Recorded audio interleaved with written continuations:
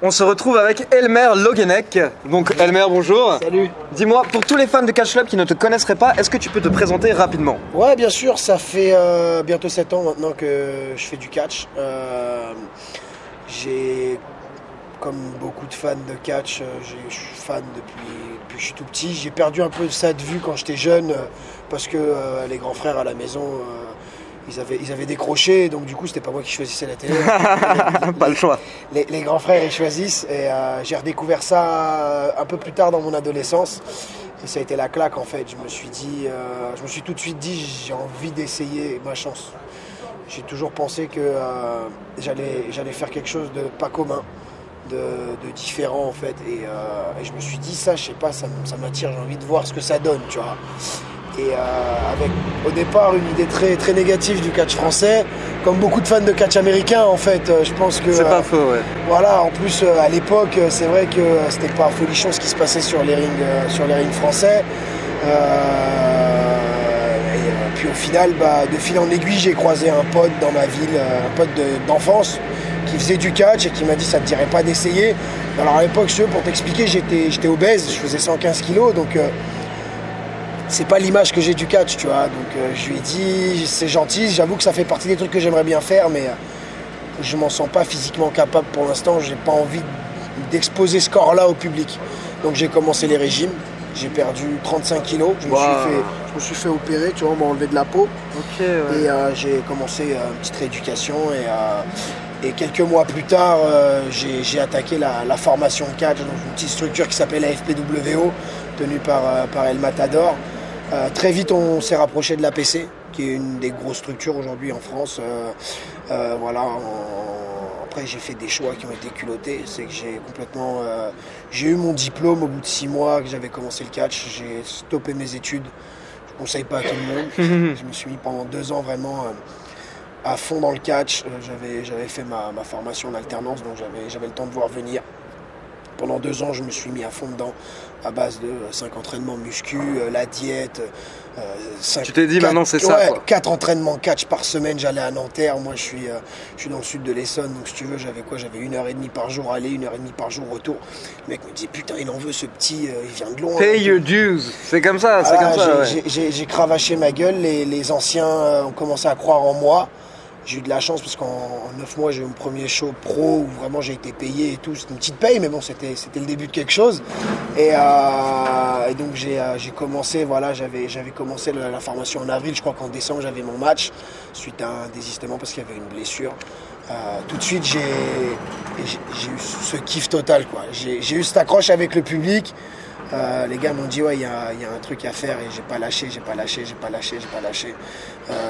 Petit à petit, je me suis installé dans le roster comme un permanent. Les anciennes vedettes sont tous passées à autre chose ou parties dans d'autres structures. Je me suis retrouvé un peu seul. Je suis devenu du coup champion rapidement. Et je suis devenu le bras droit un peu du promoteur. J'ai commencé à l'aider à écrire les shows, à former les gars. C'était moi qui entraînais parce que comme j'étais le seul à avoir cette disponibilité là, j'ai commencé à entraîner les mecs, des petits gars qui avaient quoi, certains ils avaient 14, 13 ans. Ouais. Moi j'en avais déjà 21, 22, tu vois, je faisais partie des vieux. Ne serait-ce qu'en arrivant, je faisais déjà partie des vieux, tu vois, j'avais des mecs qui faisaient des 2 mètres, j'en avais qui avaient le même physique que moi alors qu'ils avaient 15 ans, tu vois, je me suis dit à l'époque, impossible que je réussisse, mais bon, je vais tout donner. Et les choses ont fait qu'aujourd'hui ça tourne bien pour moi. J'ai été 2 fois au Mexique. Je me suis entraîné avec dans la plus grosse école de catch de lucha libre, la CMLL, dans la classe des stars en fait. Tu vois, les gros noms mexicains aujourd'hui. CMLL, tout simplement l'une des plus grandes fédérations au Mexique et la plus vieille fédération du monde. Ouais, plus de 80, ils fêtent leurs 85 ans là, je crois, c'est juste fou. Et, je me suis entraîné avec des mecs comme Bandido qui aujourd'hui est une star de... Je me rappelle Nitro, mon prof, qui me disait lui dans quelques années c'est une star mondiale. Puis après, je le vois débarquer à la Progress, à All In, tu vois. Je me dis, Main event de All In, le titre. Ouais, et maintenant, sous contrat avec la Ring of Honor. Maintenant, sous contrat avec la Ring of Honor. Je lui ai reparlé, d'ailleurs, je l'ai félicité parce que ça avait été un des gars vraiment très cool avec moi. Et vraiment, tu te dis c'est un truc de fou, tu vois. Et j'avais croisé, il y avait eu un show avec pas mal de catcheurs américains, j'avais croisé Bram, Jinder Mahal, Sabu qui était dans un piteux état, le pauvre, il attendait son opération de la hanche, il pouvait quasiment plus marcher. Des souvenirs, hein, mais des trucs incroyables pour un mec qui ne savait même pas s'il allait oser le faire il y a quelques années, quoi. C'est ça. Et au final, ça s'est plutôt bien passé. J'ai fait plusieurs essais à la CMLL. À chaque fois, ça a été concluant. Nitro, il a eu peur pour moi plusieurs fois parce que les rites de passage, c'est vraiment éprouvant. Tu vois, les mecs, en plus, comme j'étais français, pour eux, si tu veux, tous les Européens sont riches et viennent de voler les spots aux Mexicains. Donc il y en a 2-3. Si Nitro n'était pas là, je pense qu'ils auraient quand même essayé de me blesser. Et j'ai tout fait. J'ai cru que j'allais crever et j'ai pas lâché. Et même lui il m'a dit, franchement, j'ai cru que tu allais abandonner. J'ai dit non, ça c'est pas dans mon ADN. Par contre, quand j'ai décidé quelque chose, je le fais. Et en fait, j'ai réalisé plusieurs années plus tard que j'avais ouvert la voie aux Français à la CMLL. Aujourd'hui, s'il y a des Français qui vont catcher là-bas, c'est de par Nitro lui-même qui aujourd'hui, puisqu'avec le temps, il est devenu président du syndicat des catcheurs au Mexique, qui est le plus haut poste en fait. Aujourd'hui, il m'a dit s'il y a des Français qui ont leur chance à la CMLL, c'est grâce à Elmer. Donc remerciez-le parce que il a accompli quelque chose de vraiment, vraiment fort. Si tu veux, il n'y avait pas eu de Français depuis André le Géant et le Petit Prince. Ah non, mais c'est clair, hein. C'est parce qu'ils courent le plus, les catcheurs français, surtout à l'étranger. T'avais eu Karawi qui a eu 2 essais, je crois. Exactement. Eddie Karawi, que j'avais croisé d'ailleurs au Mexique. Super gars, il vit son truc vraiment là-dessus. Non, lui, pour la peine, bien. Ouais. Respect pour lui parce qu'il a tenté quelque chose de pas facile. Le Mexique, c'est un pays vraiment, vraiment difficile, tu vois. Il l'a tenté et ça lui réussit. Aujourd'hui, il est plutôt bien. Il vit sa passion et je pense que c'est ce qui est le plus important. Et là maintenant il y a d'autres Français qui peuvent y aller. Et de ce qu'on dit, c'est grâce à moi, donc c'est vrai que ça m'a fait fierté. N'oubliez pas de remercier Elmer durant votre carrière à un moment ou l'autre. donc ça, et de voir qu'aujourd'hui, dans ce que les gens appellent peut-être le top 10 français, il y en a peut-être la moitié qui ont été entre mes mains à leur début de carrière, ça fait quelque chose, tu vois, tu te dis. Donc moi je suis arrivé à un moment où il fallait que je fasse un choix, c'était me barrer à l'étranger pour tenter vraiment quelque chose ou investir dans un ring et pourquoi pas tenter quelque chose avec cette équipe. Dans le cadre, si tu veux, on m'a toujours dit si tu veux réussir, pense qu'à ta gueule et moi je suis pas trop dans cette mentalité, j'ai besoin d'avoir... Je suis quelqu'un de très famille, tu vois, on est en cocon, tu vois, familial. Mon frère, il habite à 5 minutes de chez moi. On se voit régulièrement. Il me tatoue régulièrement. Je suis tatoueur. Moi, on vit chacun un peu de nos passions, tu vois. Ma mère est là. Je l'aide parce qu'elle a des petits problèmes de santé. Bref, et j'avais déjà cet aspect familial très important et j'ai créé ça un peu avec les mecs à l'époque de l'APC et aujourd'hui maintenant d'Atlas. Et du coup, quand j'ai eu l'occasion d'acheter un ring, j'ai dit aux gars, je vous abandonne pas, je reste. Et j'investis dans le ring, mais par contre, je vais avoir besoin de vous, quoi. Les mecs m'ont suivi. On en est à notre 2e édition de Paris Manga. Le public répond présent. Ils aiment bien nos idées, ils aiment bien le truc. Je pense que ça prévoit du bon pour notre premier show qui va arriver vite maintenant, le 21 avril, où on a pris quelques risques. Il y a des gros noms qui viennent. On parlait de la Ring of Honor tout à l'heure, il y a Jeff Cobb, ancien athlète olympique. Jeff Cobb qui a été Matanza à la Lucha Underground, qui est un des plus gros noms actuellement sur le circuit indépendant, champion de la télé.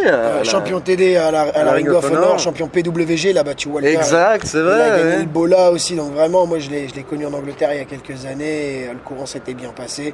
Je m'étais malheureusement blessé la veille, donc on n'avait pas pu faire un match complet, et je lui avais promis qu'on remettrait ça un jour dès que je pourrais. Donc quand j'ai eu mon ring, ça a été l'un des premiers que j'ai contacté. Il a répondu présent. Il y aura lui du coup. Et un que je connais un peu moins, mais avec qui on a pas mal sympathisé, c'est TK Cooper, un régulier de la Progress, partenaire de Travis Banks, qui sera là également. Donc vraiment, on a pris des risques. Je pense que c'est ce dont le catch français a besoin aujourd'hui. On a une génération de gars qui savent donner le change. Et il y a eu une période où c'est vrai qu'on était très tourné sur nous-mêmes. Avec des matchs franco-français vraiment, avec les légendes, Popov, machin truc. J'ai beaucoup de respect pour cette époque-là, il n'y a pas de souci, tu vois. Mais je pense qu'aujourd'hui, si on veut évoluer, ce qui a fait que le catch, notamment anglais, indie, a explosé, c'est qu'à un moment donné, il y a des promoteurs qui ont dit moi je veux faire venir des top stars américaines, je veux faire venir des top stars japonaises, je veux créer des liens avec ces gars-là pour les faire revenir et faire popper méga. Et c'est ce que j'aimerais faire en fait avec Atlas. Donc justement, pour préciser, Atlas, donc tu peux juste me préciser rapidement. Atlas Wrestling Club, c'est le projet que j'ai lancé maintenant il y a un peu moins d'un an, qui a finalement vu le jour. Il a vu le jour, je crois, en octobre pour Paris Manga. En fait, on l'a officialisé. On avait le ring, on avait le logo, on commençait à avoir les 2-3 premières idées. Et du coup, ça s'est lancé comme ça. Ça fait 2 Paris Manga de suite, donc c'est Atlas, le Wrestling Club, qui organise les 4 shows par week-end en fait, durant Paris Manga. Voilà, les 4 shows. Donc moi, ça fait des week-ends où je dors pas beaucoup. Donc ouais, on a repris on a recommencé sur l'écriture des shows, savoir qui était dispo, qui ne l'était pas, pour pouvoir créer ce show. Et puis là, on avait l'idée de ce tournoi avec cette coupe au bout, qui donne un premier. Parce que je suis pas du style à vouloir mettre tout de suite une ceinture au jeu. Je pense qu'il faut d'abord créer une histoire, créer quelque chose, donner un peu de valeur ajoutée au roster et à la structure avant de pouvoir lancer un vrai titre majeur et avoir une ceinture qui veuille dire quelque chose en fait.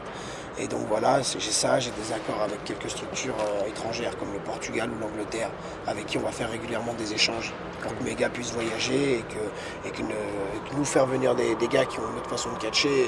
Vous aviez fait des stages déjà J'en ai fait un stage avec Zach Gibson et James Drake, les deux Grizzled Young Veterans. Young Veterans, ouais. La Progress, champion par équipe de la Progress. Ancien champion Progress et actuel champion Tag Team NXT et premier. C'était fort de les voir gagner. En plus, quand tu les as côtoyés pendant 2 jours, ça te fait toujours quelque chose de voir des mecs toucher le Graal comme ça. C'est clair, ça fait plaisir. Ouais, ça fait plaisir parce qu'en plus c'était des mecs super et j'avais un. Tu les connais, tu sais que voilà, c'est des travailleurs, c'est des bosseurs, ils sont comme toi et là maintenant ils sont au top quoi. Ils sont butés pour ça. Ça fait des années, tu vois. Quand tu regardes James Drake, quand il a démarré, il avait pas le physique d'aujourd'hui tout simplement. Et puis Zach Gibson non plus, tu vois. Et de voir qu'ils ont bossé, surtout que c'était important pour moi parce que je sais que Drake était déjà venu en France, il avait eu une malheureuse expérience avec une autre structure, donc c'était important pour moi qu'à Atlas il passe un bon moment. Il y a eu proposition de partenariat avec leur école. Cool. Après là, je sais pas parce que comme ils ont été signés avec la WWE, ça peut changer les choses. C'est un peu plus compliqué, mais je crois qu'ils sont pas en exclus et que du coup ils peuvent quand même venir. Donc c'est à voir. Après il y a des frais en plus maintenant parce que les nouveaux contrats incluent des staffs médicaux et des choses comme ça qui sont du coup ça rajoute du coup. Donc peut-être pour le premier c'était pas judicieux de les faire venir tout de suite, mais si leur statut change pas, pourquoi pas les avoir sur un show Atlas, ce serait la classe, je pense. Donc précision pour tout le monde, juste pour y avoir les infos, donc le prochain show Atlas, c'est le 21 avril, alors de mémoire c'est 3 avenues de Scandinavie, 91 940, les Ulysses. Ok. C'est dans une salle de sport en fait, c'est la salle de sport où je m'entraîne depuis plus de 10 ans maintenant, c'est sport indoor, il y a un parking sur place. Ouais, on peut déjà acheter les places On peut déjà acheter les places via PayPal sur la page Atlas Facebook. Ouais, la page Facebook. Atlas Wrestling Club. Voilà, et on vous donnera les informations, il y a un mail à envoyer, et, soit vous pouvez les payer par PayPal et on vous envoie les places en digital, comme ça vous les avez sur votre portable, il n'y a même pas besoin d'avoir de papier, rien, on est dans le futur. Pour ceux qui souhaitent voir, je veux dire, un grand catcheur américain, c'est très rare de voir quelqu'un de ce niveau quand même en France. Et à côté de ça, pour la peine, une fédération qui essaie vraiment de faire bouger les choses actuellement. Moi, comme je vous l'ai dit, en fait, ça fait 2 fois de suite que je viens à Paris Manga. Et personnellement, l'Atlas Wrestling à chaque fois m'impressionne. Donc voilà, n'hésitez pas à soutenir en fait ce genre de fédération qui essaie un petit peu de faire évoluer le catch français. Et voilà, sortez de chez vous, allez voir des shows. Vous savez que le catch, c'est toujours mis en live. Ouais, c'est toujours mis en live. Donc voilà. Et puis j'ai fait partie de ces gens qui ont pu cracher sur le catch français. Donc quand je vois des petits des fois sur les réseaux dire que le catch français c'est de la merde et tout, j'ai été à leur place. Donc c'est compréhensible. C'est compréhensible. Il y a eu une période où avec tout le respect que j'ai pour les anciens, ça manquait de physique par rapport à ce qu'on pouvait voir aux États-Unis. Ça manquait de bagages techniques par moments, certains. Ça manquait d'un côté athlétique, mais aujourd'hui c'est plus le cas. Aujourd'hui on a vraiment une génération de gars qui se traînent. Il y a vraiment des mecs, voilà, c'est leur vie, les mecs, ils se lèvent le matin, ils pensent à s'entraîner, ils font attention à ce qu'ils bouffent toute la semaine, ils se restreignent pour pouvoir être au top physiquement. Il y a une certaine éthique et une certaine rigueur, on va dire, qu'il y avait peut-être pas forcément tout le temps. Peut-être pas forcément à l'époque. Aujourd'hui ça a vraiment avancé là-dessus et du coup on a une génération qui mériterait d'avancer. L'Angleterre, ça a commencé comme ça. Quand tu parles à des mecs comme Pete, comme Flash Morgan, que je connais bien, qui va venir là pour un stage, c'est des mecs qui ont commencé dans leur jardin. C'est juste fou, les mecs, ils ont fait du backyard.